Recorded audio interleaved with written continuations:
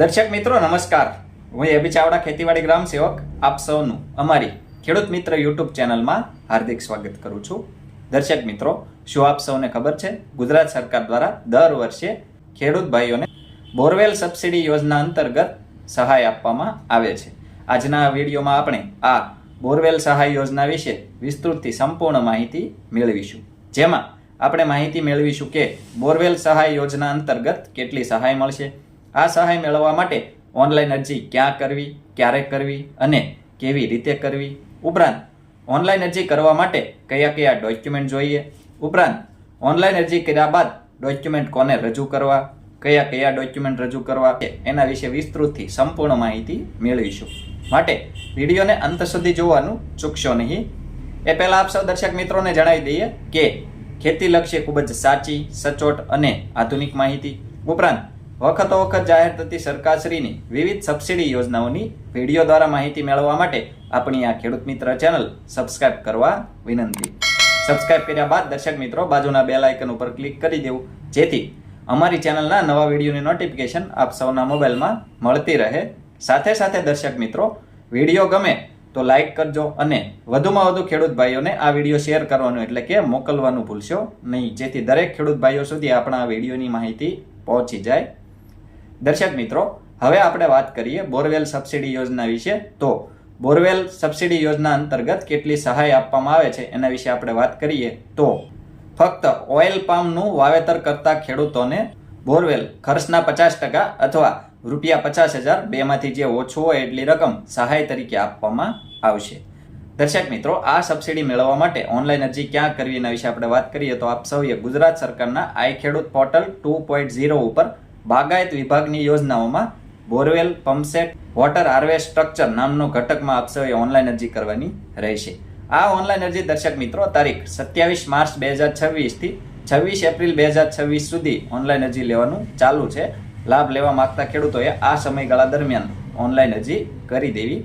આ ઓનલાઈન અરજી કેવી રીતે કરાવી એના વિશે આપણે દર્શક મિત્રો વાત કરીએ તો આપ સૌ તમારા ગામની જે ગ્રામ પંચાયત હોય ત્યાં આગળ જે કોમ્પ્યુટર ઓપરેટર હોય VCE એમના મારફત ઓનલાઈન અરજી કરાવી શકો છો। ઉપરાંત જો તમારું મોટું ગામ હોય અથવા તાલુકા મથક હોય અથવા CSC કે કોમન સર્વિસ સેન્ટર હોય, સાયબર કાફે, ત્યાં આગળ પણ આપ સૌ આના માટે ઓનલાઈન અરજી કરાવી શકો છો। ઉપરાંત દર્શક મિત્રો, હાલમાં લગભગ મોટાભાગના ખેડૂત ભાઈઓ પાસે એન્ડ્રોઈડ મોબાઈલ હોય છે, આથી તેઓ પોતાના મોબાઈલમાં ઘરે બેઠા ફોર્મ ભરી શકે છે અથવા પોતાના શિક્ષિત સંતાનો દ્વારા એમને કહીને ઘરે બેઠા આપ સૌ આના માટે ઓનલાઈન અરજી કરી શકો છો બિલકુલ મફતમાં।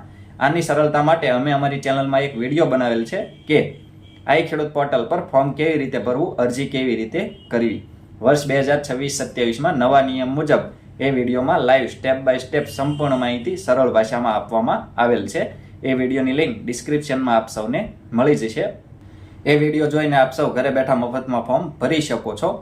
આ ફોર્મ ભરવા માટે કયા કયા ડોક્યુમેન્ટ જોઈએ એના વિશે દર્શક મિત્રો આપણે વાત કરીએ તો 7/12 અને 8 તમારી જમીનના 7/12/8ના ઉતારા, જે તે લાભાર્થીના આધાર કાર્ડની નકલ, જે તે લાભાર્થીના બેંક પાસબુકની નકલ, ઉપરાંત આધાર કાર્ડ સાથે નંબર લિંક હોય એ નંબર આપ સૌએ આની સાથે રજૂ કરવો।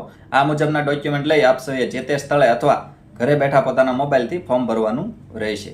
આ ફોર્મ ભરાઈ જાય ત્યાંથી આપને ઓનલાઈન અરજીની પ્રિન્ટ આપવામાં આવે, અથવા ઘરે બેઠા જો મોબાઈલથી આપે અરજી કરેલ હોય તો અરજીની પ્રિન્ટ કઢાવીને એમાં જે તે ખેડૂતે સહી અંગૂઠા કરીને અરજીના પાછળના પેજમાં, જો એક કરતાં વધુ ખેડૂત ખાતેદાર હોય તો અન્ય ખાતેદારોનું સંમતિપત્રક આપ સૌએ અરજીના પાછળના પેજમાં રજૂ કરવાનું રહેશે। આ ઓનલાઈન અરજીની પ્રિન્ટ સહી અંગૂઠા કરી એની સાથે આ સંમતિપત્રક જોડી ઉપરાંત તમારા જમીનના 7/12 અને 8 આધાર કાર્ડની નકલ, બેંક પાસબુકના પ્રથમ પેજની નકલ, અનુસૂચિત જાતિ કે અનુસૂચિત જનજાતિ હોય તો જાતિનો દાખલો આની સાથે રજૂ કરવો, ઉપરાંત દિવ્યાંગ તરીકે અરજી કરેલ હોય, જો કોઈ ખેડૂત દિવ્યાંગ હોય તો દિવ્યાંગનું પ્રમાણપત્ર આપ સૌએ આની સાથે રજૂ કરવું। આ મુજબના ડોક્યુમેન્ટ દર્શક મિત્રો આપ સૌએ ઓનલાઈન અરજીની સાથે અરજી કર્યાના દિન 7માં તમારા જે તે જિલ્લાની નાયબ બાગાયત નિયામકશ્રીની કચેરી હોય ત્યાં આગળ અચૂકપણે આ ડોક્યુમેન્ટ રજૂ કરવાના રહેશે। તમે ઓનલાઈન અરજી કરો એમાં ડાબી બાજુ પ્રતિ નાયબ બાગાયત નિયામકશ્રી નીચે એમનું સરનામું લખેલ હશે, એ કચેરી ખાતે અથવા તમારા તાલુકાના જે બાગાયત અધિકારીશ્રી હોય એમને આપ સૌએ આ મુજબના ડોક્યુમેન્ટ રજૂ કરવાના રહેશે। આ ડોક્યુમેન્ટ રજૂ કરો ત્યારબાદ દર્શક મિત્રો બાગાયત વિભાગમાં આ બોરવેલ પંપસેટ વોટર હાર્વેસ્ટ્રક્ચર નામના ઘટકમાં જેટલી ઓનલાઈન અરજી થયેલ હશે એ તમામ ઓનલાઈન અરજીઓનો ડ્રો કરવામાં આવશે અને ડ્રોમાં પસંદગી થયેલ લાભાર્થીઓને પૂર્વ મંજૂરી આપવામાં આવશે. આ પૂર્વ મંજૂરી મળે ત્યારબાદ દર્શક મિત્રો તમારા જે તે જિલ્લાની નાયબ બાગાયત નિયામક શ્રીની કચેરી ખાતેથી આપને આગળની કાર્યવાહી માટે જાણ કરવામાં આવશે. વધુ માહિતી માટે આપ સૌ તમારા જે તે જિલ્લાની નાયબ બાગાયત નિયામક શ્રીની કચેરી અથવા તમારા તાલુકાના જે બાગાયત અધિકારી શ્રી હોય એમનો સંપર્ક કરી શકો છો. દર્શક મિત્રો, આ રીતે આપ સૌ બોરવેલ સહાય યોજનામાં ફોર્મ ભરી શકો છો અને એમાં સબસિડી મેળવી શકો છો. દર્શક મિત્રો, આવા જ ખૂબ જ ઉપયોગી વિડીયો પોતાના મોબાઈલમાં મેળવવા માટે આપ સૌ આપણી આ ખેડૂત મિત્ર ચેનલ સાથે બન્યા રહેશો. આપણી આ ચેનલ સાથે બન્યા રહેવા માટે આપણી ખેડૂત મિત્ર ચેનલ સબસ્ક્રાઇબ કરવા વિનંતી.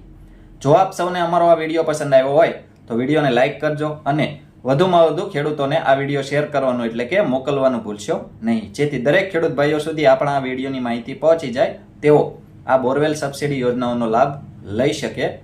ઉપરાંત આ વિડીયો બાબતે કોઈ પણ પ્રશ્ન કે મૂંઝવણ હોય તો કોમેન્ટમાં આપ સૌ અમને જણાવી શકો છો. અમે આપ સૌના પ્રશ્નોના સંતોષકારક જવાબ આપીશું. આભાર.